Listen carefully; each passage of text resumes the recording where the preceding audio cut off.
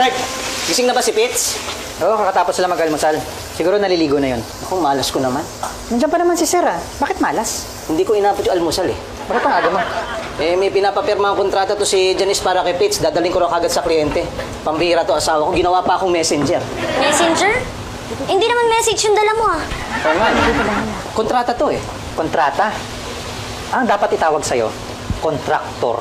Oo nga, tama-tama sa sinakyan mo. O bakit? Ano naman kanalaman ng sinakyan niya? Eh di ba delivery truck yung sinakyan niya? Kung truck yung sinakyan, kontraktor yung sumakay. Hindi na kamayayan ka na naman sa mga hirit mo eh.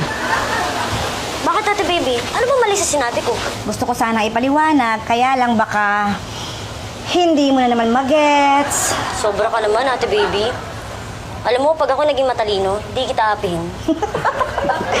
Sigurado akong magiging matalino ka. Ayun lang eh, intayin natin pagputi ng uwak. Kaya yun, di ko naman nag-gets. Ay nako, ayoko na talaga. Wait. Let me explain. Tama na nga yung mga explain na yan. Sawan-sawa na kami ng kakapaliwanag mo. Tignan mo, tuyo na nga lang ang kinakain namin. Kasi wala kang maibigay na trabaho kay Didi. Excuse me, ang dami kong booking para kay Didi lately. Madami nga, puro hindi naman bayad. It's not my fault.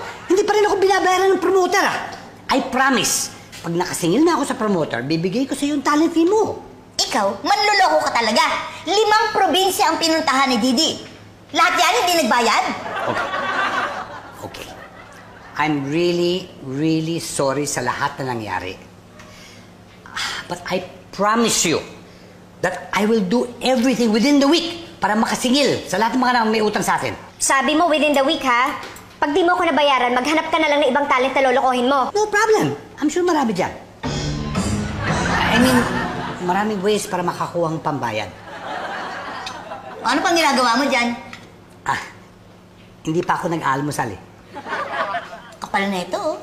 Tuyo na nga lang ang pagkain namin, rarakitin mo pa. Berka! Ikaw! Bye! Akala ko nagligpit ka na eh. Salamat ka, may natira pa adobo. Ay, kain Elsa. Sige, thank you. Baby, chinek mo na yung ref? Ay, ma'am, si Maria na po ang nag-check. Eh bakit? Eh sabi ko di ba ikaw ang tumingin? Eh, mami, nagpumilit po, pinagbigyan ko na.